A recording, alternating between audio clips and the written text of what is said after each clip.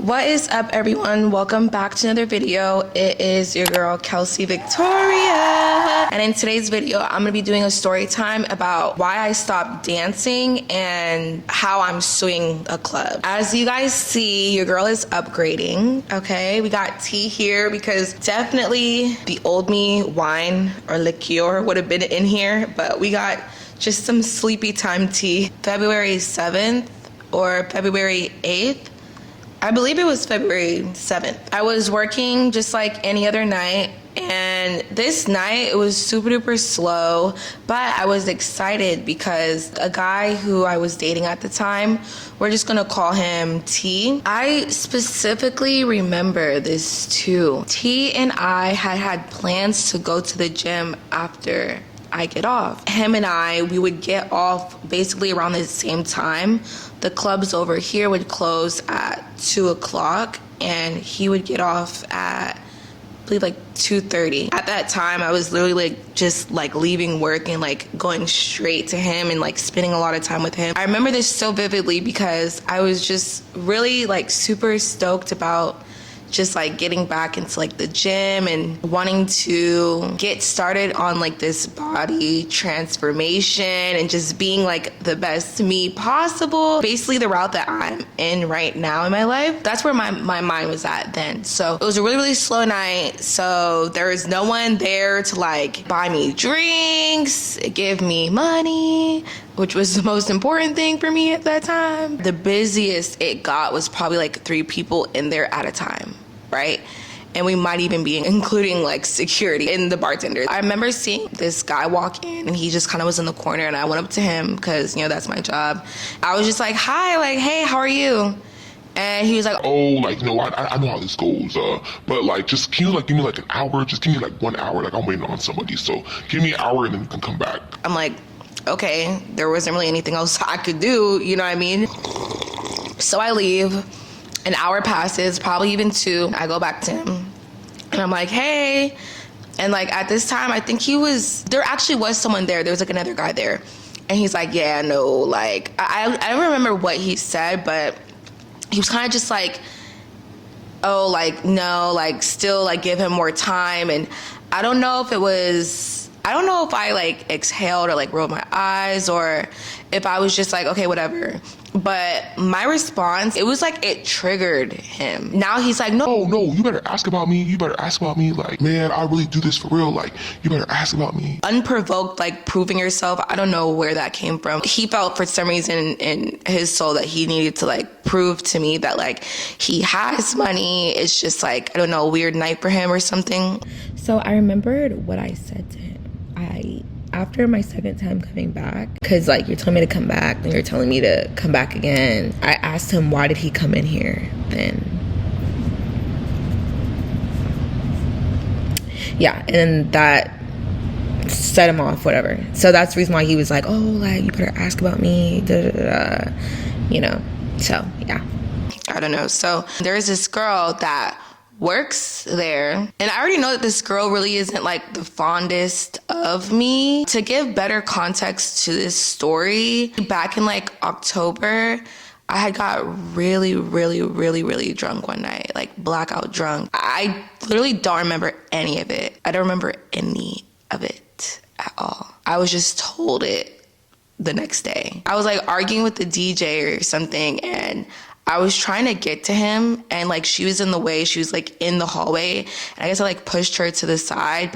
Mind you guys, I don't remember it at all. After that, I had seen her and she told me. I completely apologized to her. I was like, I am so sorry.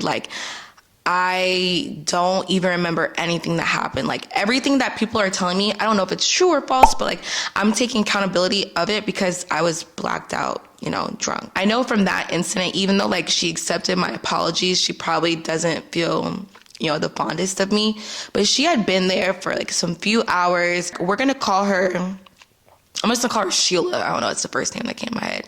But so Sheila, I think she was maybe going to work. I don't know. But she just basically sat at the bar and just drank. Like, I don't know if she went in there just to see how it was and it was like slow. So she decided to just hang out, or if she just decided to like come and hang out. But she was just at the bar and she was just drinking. So I had already been seeing her. Now the guy is like, hey, Sheila, the customer. He's like, man, Sheila, tell this girl about me. Like, tell her who I am. Like, she think I'm broke. Anyways, so she's like, yeah, that's like my brother. Like, that's like my brother. But now it's like, instead of girl, it turns into like bitches. You know what I mean? Like, tell this who I am. And I'm just so confused because it's like, it was just giving like, I don't know, like Ike and Tina. Like, it was just giving very much like, why are y'all acting this way? Like, I don't know. It was just weird how like quickly, how hyped they got. And like, mind you guys, like I am so like, I'm so there. I'm so present because mind you, there's no one there to buy me drinks. Like, and I am not spending money on drinks, you know? But like, I'm very much present for this situation. If you guys ever go to a bar or club sober, you will see how annoying and weird people really are. Like, this is why I'm drinking tea, okay? And I am staying away from alcohol. Literally, like, they were just, like, going back and forth, hyping each other up about the status that this man has. I literally said verbatim, guys, verbatim. I said, quite frankly, I don't give up about you or your brother. Like, and the reason why that was my response was because y'all are getting hype out of nowhere. Like, the cameras are not rolling, okay? The cameras are not rolling. I really just didn't get it. Now Sheila is like, oh, you know, they was already calling me out my name before once he called her over. She starts yelling to the security, like, immediately. Like, oh, y'all better come get this before I drag her. Like, I will drag this for real. Like, I'm really on that, whatever.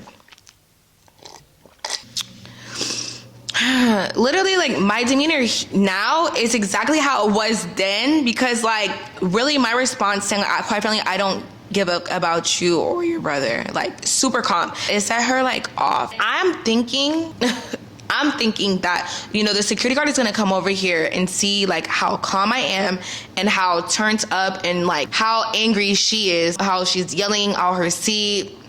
You know what I mean? Like, pointing her fingers and all, you know, kind of stuff. Like, they're going to clearly see. In my head, I'm thinking they're going to clearly see, like, this girl is tweaking. Instead, they decide to yoke me up out of my seat and they take me into the corner.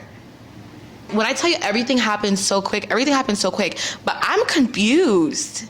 You know what I mean? Imagine you're in your car and someone is literally robbing you and the police are like literally right there and they come in and instead of getting the person that is literally in a ski mask and all black with a gun in their hand, you know what I mean? Like the most obvious scenario, they get you, they yoke you up and put you in handcuffs. And the person that's in a ski mask and all black with a gun gets to just drive off with your car. That is how like obvious it was. And it's like, you're yoking me up. And like, mind you, as they're yoking me up, this girl is following them.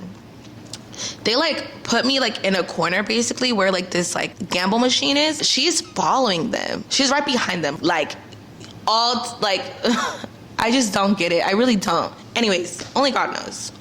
We're just gonna say security A because he was actually supposed to be working, and security guard B. The same owner of that strip club owns like, let's say 3 different other ones. Security guard B, he works at a different club, but just not that club. But he was there just drinking like all night. For some reason, the security guard B is the one that decided to yoke me up and take me over there. Okay, all right, y'all are following, okay? I'm like tweaked out because I'm like, yo, like she's literally following you. She's right behind you. You moved me over here, yet she's following you, cussing me out, like threatening me. They're like trying to talk to her, telling her to go back, but it's like, why did you remove me? Like she should have been the one removed. And then the other security guard is just like nearby, like comes just to like basically watch, like he's not saying anything. I don't know, he starts going back and forth with Sheila. And then now security guard B, mind you, this man is like, pushing like 6'5", you know what I mean? This man is tall, okay? He is very, very tall, like chunky, heavier set. So he like literally is like, you know what? Nah, I'm not having this. Like says that out loud and just literally picks me up over his arm, over his shoulder, throws me over his shoulder, takes me to the dressing room and literally slams me on the ground. Okay. Now keep in mind the height. I'm literally 4'11". I'm a small girl. I'm 4'11", and this 6'5" obese LeBron James literally slams me on the ground. Guys, everything happened so quick. I don't believe that there's anything that I could have done to de-escalate the situation and not for it to result in the way that it done. Like, I know for a fact there's nothing I could have done. Like, I felt like it was just already made up. That was the devil's plan that night. I literally felt like as if like a filter was put over my eyes. I was present, I was here, but like I was like in a different dimension. Me getting up to realize that this man just slammed me on the ground, how quickly everything escalated, it's kind of like ringing in my ears too. This high pitch, like kind of like that like noise, like I don't know, I'm gonna try to do it like this over my voice, but kind of like this noise is like overplaying everything that I'm hearing in my mind. There was a girl in the dressing room. She starts freaking out and she's like, yo, why'd you do that? Why would you do that? And it's like, he just seems drunk. But now this girl is freaking out like all up in his face. Like, why would you do that? Why would you do that? And I'm just like watching this whole thing happen. I'm still so confused, but I get up and like immediately just like pain. Like I just feel pain on my right side. I landed on my right hand. My hand, it broke through and through. This is a scar that I have from surgery, but my wrist completely broke in two separate areas. A piece of it like chipped off and then it broke through and through this bone. All right. Okay. I wasn't thinking immediately that I was like broken, but like I just look at my hand and it's so like weird. Like it just looks like stuck like this, you know? And I'm like, oh my gosh, my hand. Like I'm freaking out. My hand, like I don't understand like how everything happened so quickly. This girl's cussing him out, freaking out, because why would you do that? Here is Sheila right at the door. Like, yeah, look what happened to you. Like it felt like so, that whole night felt so strategically planned by the enemy. It was just really crazy. So the manager comes to, he's like, oh my gosh, what's wrong? And I'm like, my hand, like I'm freaking out, like my hand. He's like, what happened? He's like, I don't know, I just got here, what happened? It was such a chaotic scene. And then the girl that was cussing the bouncer out about like why he just slammed me on the ground, I ended up going in the bathroom, trying to like isolate myself because it was just too much going on. My mind could not like fathom what was going on. I just needed to like self-isolate, call the police. Like I didn't know what to do. I'm in the bathroom, you know, the girl is like coming to me, like asking me like, I don't know, like maybe ask me like, give me your hand, like, let me help you, please, like go talk to your friend, because I know that the Sheila girl is her friend. Like your friend is literally still antagonizing me. She's at the door, like go to your friend, like you're not my friend. Go to her. Maybe that's not the nicest thing to say, but like she's not. You know what I mean? She wasn't my friend. Truthfully, I appreciate her, and maybe I could have been more receptive of her like trying to help me out, but I felt so, for that to even had happened, I didn't trust anyone. I called the guy T, and I believe like he's just telling me like he's getting off of work right now, he's gonna come get me, he'll bring me to the hospital, and you know, just to like kind of like self-isolate myself and just like calm down, and like to call, like I don't know if I had already called the police or if he told me to, but whatever. how sweet, right? How sweet that I have someone by my side that like I love so much. Something bad happens like that, and like I feel like I can call them and tell them, you know? Anyways, just keep that in the back of your mind. The police come, they end up looking at like, they're just like, yeah, your hand looks like it might be dislocated. The whole time it's broken. They're gonna review the cameras. They reviewed the cameras. The police came back and said that they were gonna call it a battery, but the guy had already left the scene. But like, mind you guys, before the police even came, once I said that to the girl, like, you know what, you wanna help me? Go help your friend. Like, you're not my friend. Like, tell your friend to stop antagonizing me. Once I did that, she's like, oh, I'm not your friend? I'm not your friend? You know what? I should beat your right now, but you're lucky your hand's broken. You're lucky your hand's broken because I should beat you right now. Quickly. Guys, when I say that, I feel like the enemy like orchestrated this to the T. Like this was set up. This was inevitable. Like as long as I was there, that was going to happen. I'm like, what? Like how quickly can things change? You know what I mean? Now it's like all these people are like, ha ha. You know what I mean? Here comes the actual security guard just making like small remarks like, so sad because these people, I promise you, these people don't know God. They don't. And how much scarier is it for them that there's nowhere on this earth that you could hide from God. When it is your time, it is your time. And vengeance is not mine, it's the Lord's. So when God decides, however he sees fit, to repay that of which was done to me, whether it's an incident that he allows to happen or he causes to happen here on earth, or it is sadly for eternity, like that's really the sad thing about this, honestly. That's really the sad thing about this. I was like in the most amount of pain ever, and hear these people just like antagonizing me, like bullying me, and just like, it was a really crazy situation. Ambulance came, checked my hand out, told me like I need to go to the hospital. Police came, said that they're gonna call it a battery, but the security guard had left the scene, and that, you know, they couldn't identify him, even though like he works for the same owners. So it's like, how hard could it be to identify him? Okay. I couldn't drive. My hand's broke. Like my hand was broken. Now, little did I know that, but my hand is messed up, you know? So T ends up coming and getting me and like takes me to the hospital. I'm like freaking out. Like he looks at my hand and he's just like, I feel like very shocked knowing something's wrong with my hand, you know? But like he's kind of like very quiet. I feel like maybe he felt sad, or maybe I would hope so, but I mean, I don't know. I think maybe he felt like sorry in a sense that happened to me, but he was just very like quiet, more so. So we go to the hospital. The way my, like right on my bottom, like on my top of my butt, like back area, I had these knots, like I had these hard lumps, and that was the bruise that I got from being thrown down so hard. Like, and that lasted for weeks. Like that hurt. Like the amount of pain that I was in was just crazy. I was in a lot of pain. I remember just like one of the people that were like checking me in, I'm holding my hand like this, already, you know what I mean, has told her like that, like, you know, it's my hand, whatever. But it was like, she kept repeatedly being like, oh, like what body part is it? Is it your, like your knee, your leg? Or I'm literally presenting it to you. I'm holding it. Like I was being very smart, because how do you not see that it's my hand? You know, I feel like in life, a lot of things happen to me. A lot of really unfortunate things happen to me.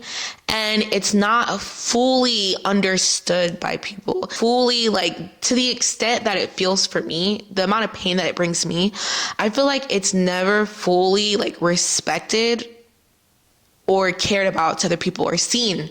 It's not fully seen. T and I were sitting in the like waiting room, waiting to like be seen. Like I said before, like he was very quiet and he's just very like distant. He's not consoling me, not like holding me. You would think that like your, I don't know, like significant other, whatever, a grown man just slammed me on the ground. You would think that like your partner would be like, more consoling, but he wasn't. He feels like had I like not even been there, like this wouldn't have happened.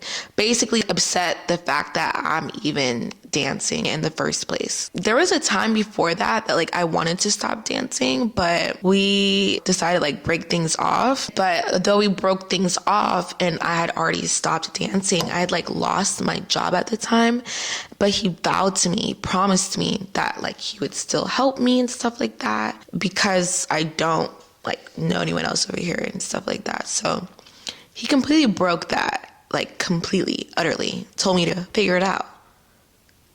You know what I mean? Didn't care. I was basically cornered in to go back to dancing. So in a sense, like totally get that. Like if a man like meets a woman and she's in the dancing, industry, whatever, you shouldn't want for her to stay, of course, right?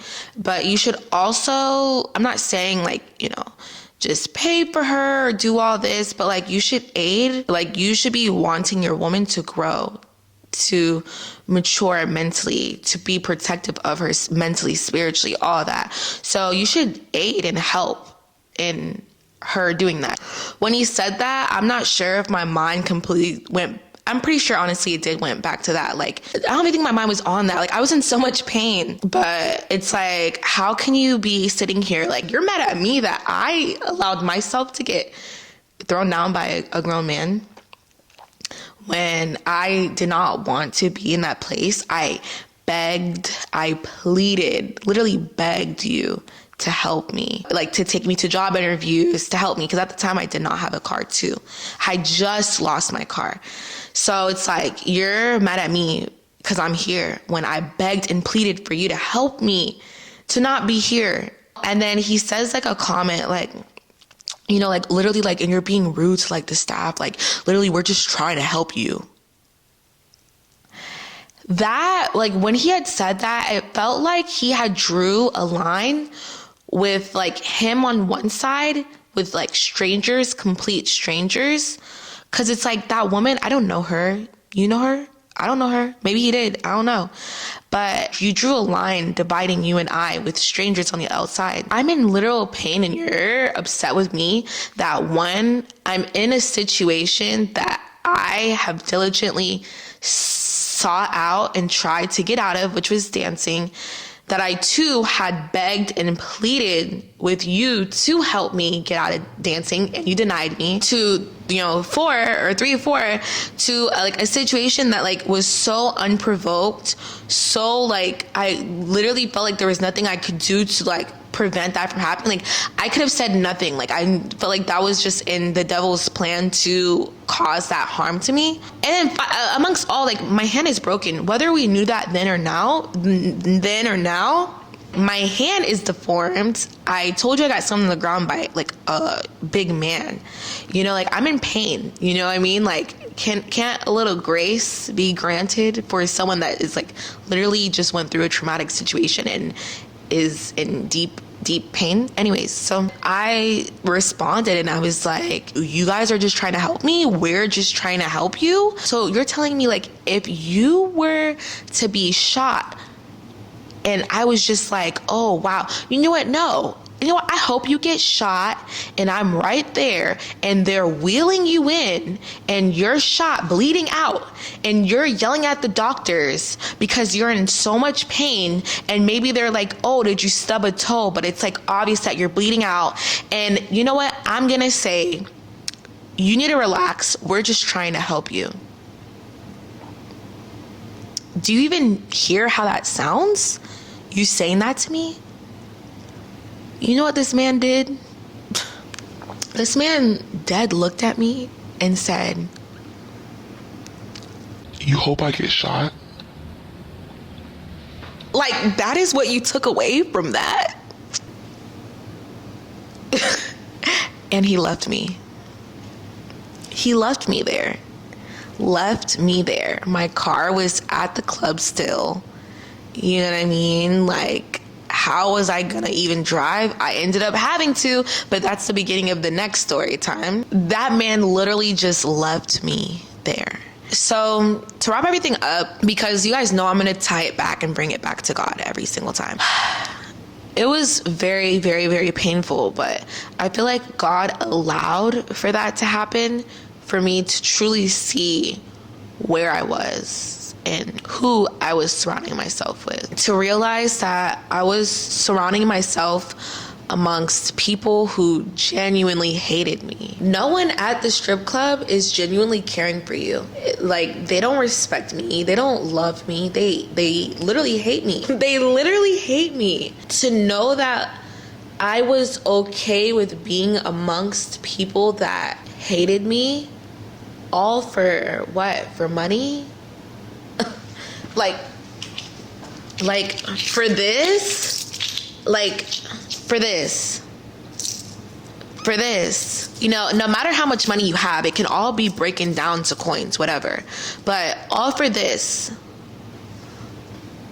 I was allowing myself to be degraded by men. I was allowing myself to tolerate dealing with racist people, perverted people, pedophiles. Like, I was allowing myself to tolerate those kinds of people, all for what? For money? When I was dancing, there was so many nights where I cried because I didn't want to be there. I didn't want to have to be doing this, but all I have is myself. You know what I mean? Like, I literally grew up, like, and I know my biological, you know, family, whatever, but I grew up in foster care, aged out of foster care. Literally the day of my 18th birthday have been on my own. I have been on my own. I've been doing this. I've been on my own. I've taken care of myself. You know, by the grace of God, I've literally put myself financially through one apartment, another house, my fourth house, through an apartment in 3 different houses. Okay, I've put myself through like 4 cars, you know, because I really didn't know any better about like vehicles and stuff like that. So I really was not good at taking care of my cars. But I've put myself, like, I have taken care of Kelsey. Kelsey has been taking care of Kelsey. But you know what? No, God has been taking care of Kelsey. Like, even though earthly, like, I'm by myself in the physical, like, God has always been there. God just wanted me to see that I'm literally surrounding myself with people who hate me. And all for what? For nickels and dimes and quarters. No matter if it's in the millions of nickels and dimes and quarters. Like, my Father has prepared for me, you know, streets made of gold, my own mansion house in heaven.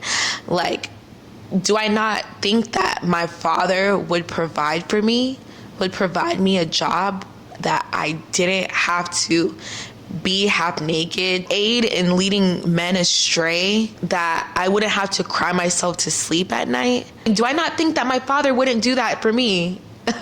You know, he would, and he could, and he did. Like, now I'm at a job where I'm making way more than I did when I was dancing. It's a commission strictly only job, but I'm making more than I was when I was dancing.